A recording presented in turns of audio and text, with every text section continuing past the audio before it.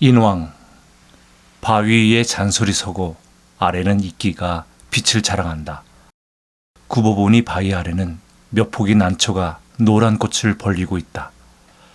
바위에 부딪히는 잔바람에 너울거리는 난초잎.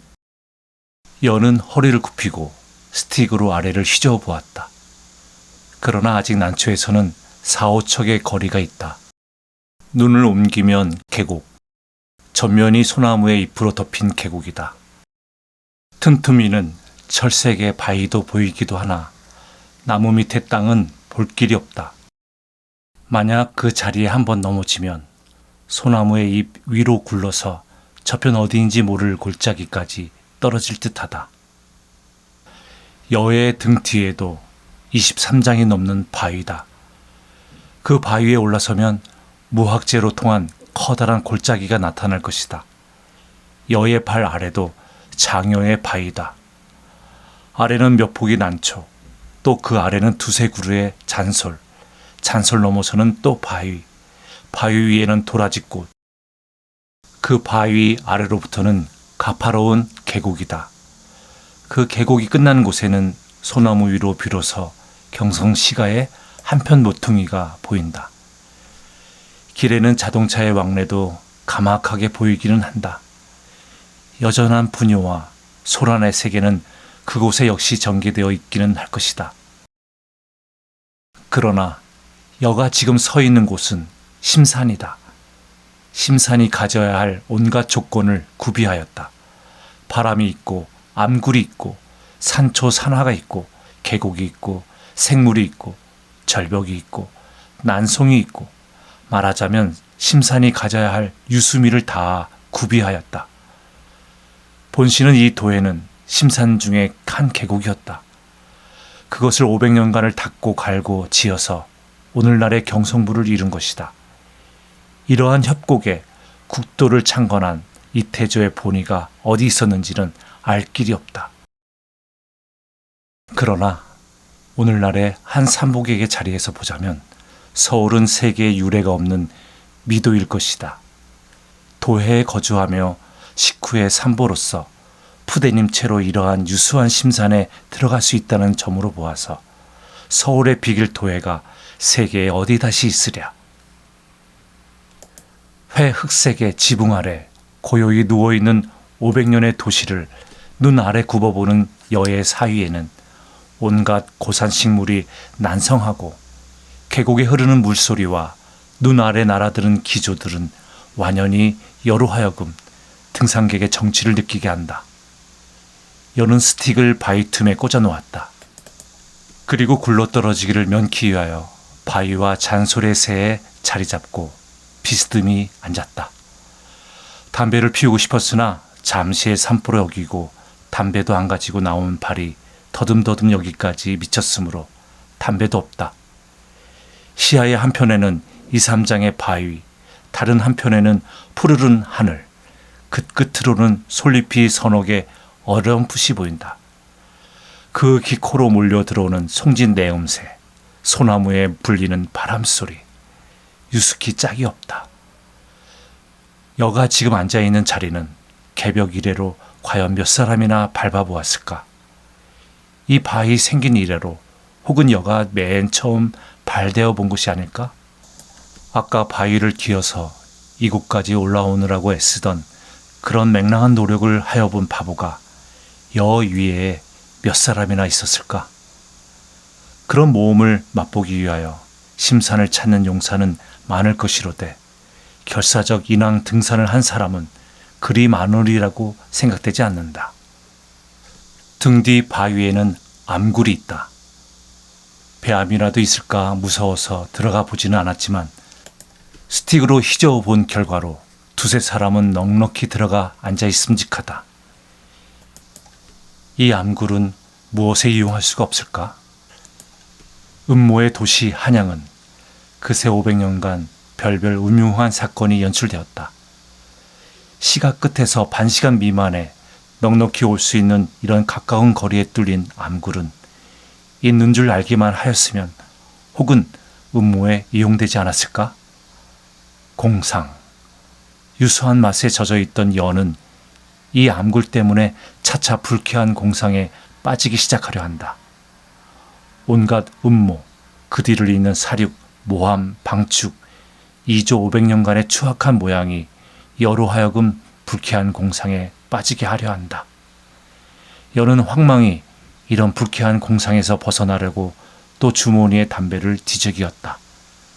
그러나 담배는 여전히 있을 까닭이 없었다. 다시 눈을 들어서 안화를 굽어보면 일면에 깔린 송초, 반짝. 봄의 한 줄기의 샘이다. 소나무 틈으로 보이는 그 샘은 아마 바위 틈을 흐르는 샘물인 듯 똘똘똘똘 들리는 것은 아마 바람 소리겠지.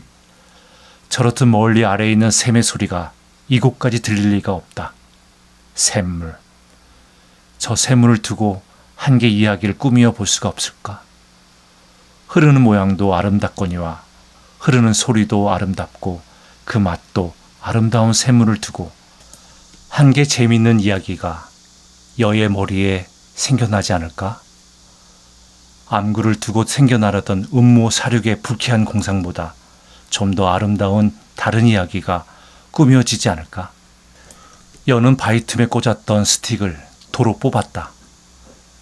그 스틱으로서 여의 발 아래 바위를 가볍게 두드리면서 한 개 이야기를 꾸미어 보았다.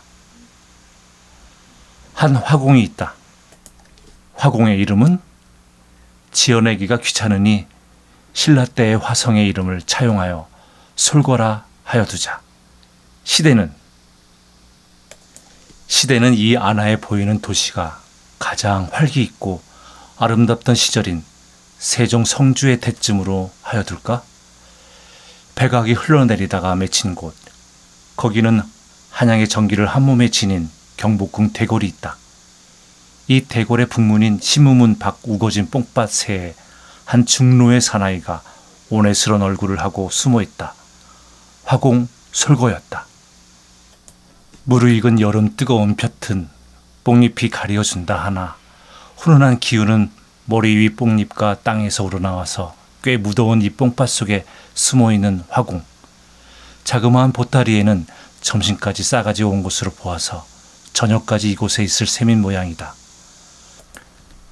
그러나 뭘 하는지 단지 땀을 펑펑 흘리며 온외스러운 얼굴로 앉아있을 뿐이다. 왕후 침잠에 쓰이는 이 뽕밭은 자빈들이 다니지 못할 곳이다. 하루 종일을 사람의 그림자 하나 얼씬하지 않는다. 때때로 바람이 우수수하니 통나무 위로 불기는 하나 솔거가 숨어있는 곳에는 한 점의 바람도 들어오지 않는다. 이 무더운 속의 솔거는 바람이 불 적마다 몸을 흠칫흠칫 놀라며 그러면서도 무엇을 기다리는 듯이 뽕나무 구루 아래로 저편 앞을 주시하곤 한다. 이윽기 석양이 무학을 넘고 이 도시도 황혼이 들었다. 날이 어둡기를 기다려서 이 화공은 몸을 숨겨가지고 거기서 나왔다. 오늘은 헛길? 내일이나 다시 볼까? 한숨을 쉬면서 제 오목살이를 찾아 돌아가는 화공. 날이 벌써 꽤 어두웠지만 그래도 아직 저녁빛이 약간 남은 곳에 내어놓은 이 화공은 세상에 보기 드문 추악한 얼굴의 주인이었다. 코가 질병자루 같다. 눈이 퉁방울 같다. 귀가 박죽 같다. 입이 나말통 같다. 얼굴이 두꺼비 같다. 소위 추한 얼굴을 형용하는 온갖 형용사를 한 얼굴에 지닌 흉한 얼굴의 주인으로서 그 얼굴이 또한 굉장히도 커서 멀리서 볼지라도 그 존재가 완연하리만 하다. 이 얼굴을 가지고는 백주에는 나다니기가 스스로 부끄러울 것이다. 아닌 게 아니라 솔고는 설이 든 아래 아직껏 백주의 사람 틈에 나다닌 일이 없었다. 일찍이 16살에 스승의 중매로서 어떤 양가 처녀와 결혼을 하였지만 그 처녀는 솔고의 얼굴을 보고 기절을 하고 기절해서 깨어나서는 그냥 집으로 도망쳐버리고 그 다음에 또 한 번 장가를 들어보았지만 그 색시 역시 첫날밤만 정신 모르고 치른 뒤에는 이튿날은 무서워서 죽어도 같이 못 살겠노라고 부모에게 떼를 써서 두 번째 비극을 겪고, 이러한 두 가지의 사변을 겪고 난 뒤에는 솔고는 차차 여인이라는 것을 보기를 피하여 오다가 그 궤벽이 점점 자라서 나중에는 일체로 사람이라는 것의 얼굴을 대하기가 싫어졌다.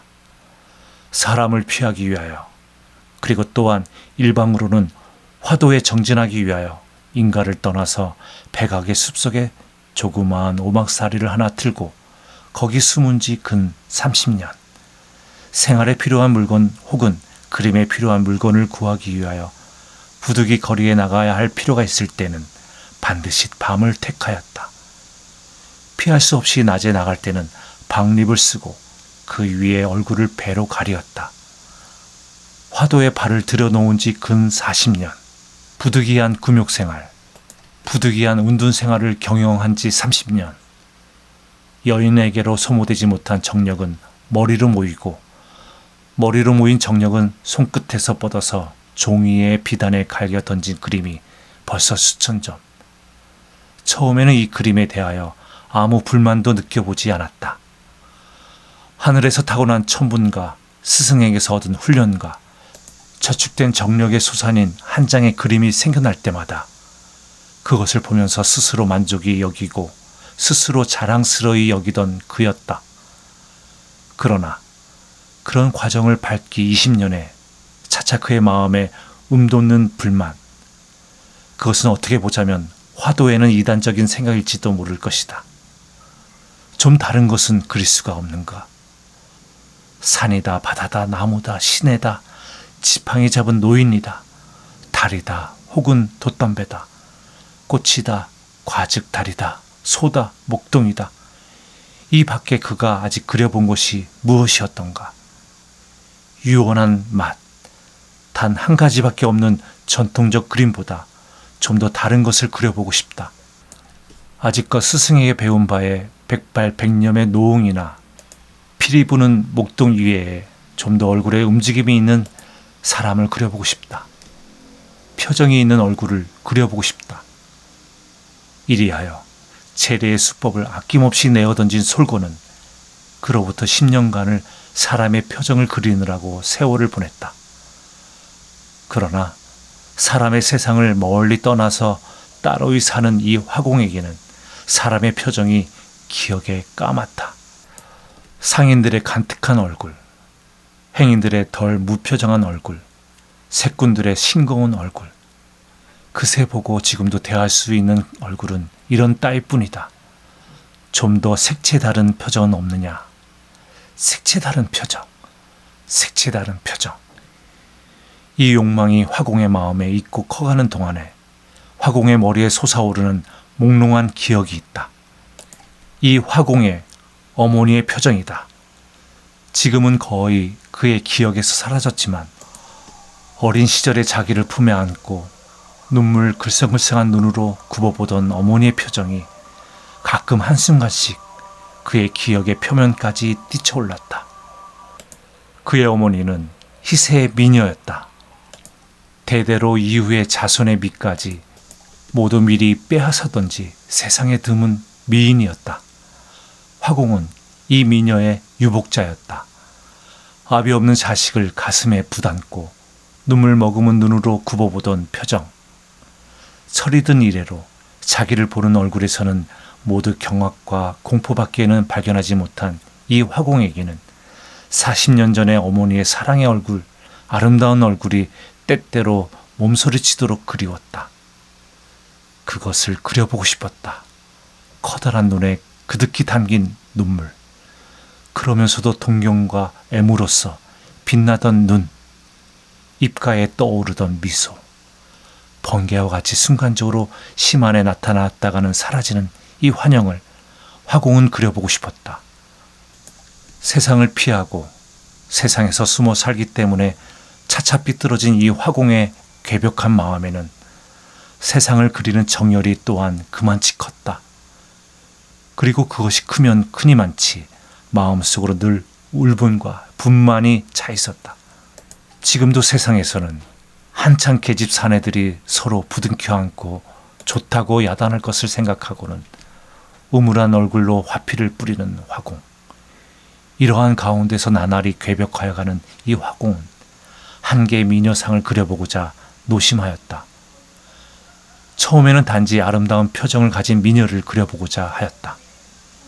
그러나 미녀를 가까이 본 일이 없는 이 화공이 마음대로 되지 않는 붓끝에 역정을 내며 애쓰는 동안 차차 어느덧 미녀상에 대한 관념이 달라갔다. 자기의 아내로서의 미녀상을 그려보고 싶어졌다. 세상은 자기에게 아내를 주지 않는다. 보면 한 마리의 곤충, 한 마리의 날짐승도 각기 짝을 찾아 즐기고 짝을 찾아 좋아하거늘 만물의 영장인 사람이 짝 없이 50년을 보냈다 하는 데 대한 분만이 일어났다. 세상 놈들은 자기에게 한 짝을 주지 않고 세상 계집들은 자기에게 오려는 자가 없이 홀몸으로 일생을 보내다가 언제 죽는지도 모르게 이 산골에서 죽어버릴 생각을 하면 한심하기보다 도리어 이렇듯 박정한 사람의 세상이 미웠다. 세상이 주지 않는 아내를 자기는 자기의 붓끝으로 만들어서 세상을 비웃어 주리라.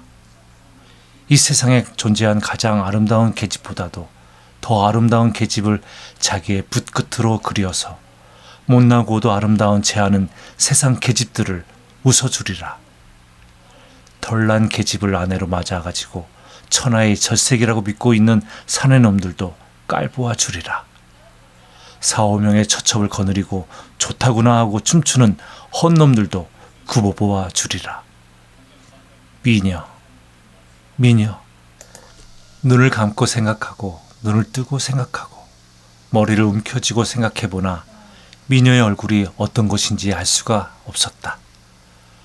물론 얼굴에 처류가 없고 이목구비가 제대로 놓였으면 세상 보통의 미인이라 한다. 그런 얼굴에 연지나 그리고 눈에 미소나 그려놓으면 더 아름다워지기는 할 것이다. 이만 것은 상상의 눈으로도 볼 수가 있는 자며 붓끝으로 그릴 수도 없는 바가 아니다. 그러나 가만 어린 시절의 어머니의 얼굴을 순영적으로 기억하는 이 화공으로서는 그런 미녀로는 만족할 수가 없었다. 온해와 분만 중에서 흐르는 세월은 1년 또 1년 무의히 흘러간다. 미녀의 아랫동이는 그려진 지 벌써 수년. 그 아랫동이 위에 올려놓일 얼굴은 어떻게 하여야 할지 짐작도 가지 않았다. 화공의 오막살이 방 안에 들어서면 맞은편에 걸려있는 한 폭 그림은 언제든 어서 목과 얼굴을 그려주기를 기다리는 듯이 화공을 힐책한다. 화공은 이것을 보기가 거북하였다. 특별한 일이라도 있기 전에는 낮에 거리에 나다니지를 않던 이 화공이 흔히 얼굴을 싸매고 장안을 돌아다녔다. 행여나 길에서라도 미녀를 만날까 하는 요행심으로였다. 길에서 순간적으로라도 마음에 드는 미녀를 볼 수만 있으면 그것을 머리로 똑똑히 캐치하여 그 기억으로서 화상을 그릴까 하는 요행심으로. 그러나 뇌법이 심한 이 도회에서 대낮에 양가의 부녀가 얼굴을 내놓고 길을 다니지 않았다. 계집이라는 것은 하인배나 하류배뿐이었다. 하인배 하류배에도 때때로 미녀라 일컬을 자가 있기는 있었다. 그러나 아무리 산뜻한 미를 갖기는 했다 하나 얼굴에 흐르는 표정이 더럽고 비열하여 캐치할 만한 자가 없었다. 얼굴을 싸매고 거리로 방황하며 혹은 계집들이 많이 모이는 우물가며 저자를 비슬비슬 방황하며 어찌어찌하여 약간 이쁜 듯한 계집이라도 보이면 따라가면서 얼굴을 연구해보고 했으나 마음에 드는 미녀를 지금껏 얻어내지를 못하였다. 혹은 신규에는 마음에 드는 계집이라도 있을까? 심규. 한번 심규의 계집들을 모조리 눈앞에 버려 세우고 얼굴 검사를 하여 보았으며 초조하고 성가신 가운데서 나를 보내고 나를 맞으면서 미녀를 구하던 화공은 마지막 수단으로 친잠 상원에 들어가 채상하는 궁녀의 얼굴을 얻어보려 하였다. 그러나 불행히도 화공의 모험도 콧길로 돌아가고 그날은 채상을 하러 오지도 않았다. 그러나 때에 바야흐로 누에 시절이라 길만 성 있게 기다리는 노라면 궁녀의 오늘날도 있을 것이다. 미녀. 아내의 얼굴을 그리려는 욕망에 열이 오르고 독이 난 이 화공은 그 이튿날도 그 뽕밭에 들어가 숨었다. 숨어 기다리지 않을 수가 없었다. 그로부터 한 달, 화공은 나날이 점심을 싸가지고 상원으로 갔다. 그러나 저녁 때 제 오막살이로 돌아올 때는 언제든 그의 입에서는 기다란 탄식성이 나왔다. 궁녀를 못 본 바가 아니었다. 마치 여기 숨어있는 화공에게 선보이려는 듯이 나날이 궁녀들은 번갈아 왔다. 한 떼씩 밀려와서는 옷소매의 치맛자락을 펄럭이며 뽕을 따갔다. 한 달 동안에 합계 40~50명의 궁녀를 보았다. 모두 일률로 미녀들이었다. 그리고 길가 우물가에서 허투루 볼 수 있는 미녀들보다 고아한 얼굴에는 틀림이 없었다. 그러나 그 눈, 화공에 보는 바는 눈이었다. 그 눈에 나타난 애무와 동경이었다. 철철 넘어 흐르는 사랑이었다. 그것이 궁녀에게는 없었다. 말하자면 세상 보통의 미녀였다. 자기에게 계집을 주지 않는 고약한 세상에게 보복하는 의미로 절세의 미녀를 차지하고자 하는 이 화공의 커다란 야심으로서는 그만 따위의 미녀로 만족할 수가 없었다. 오막살이로 돌아올 때마다 그의 입에서 나오는 기다란 한숨. 이런 한숨을 쉬기 한 달. 그는 다시 상원에 가지 않았다. 가을 하늘 맑고 푸르른 어떤 날이었다.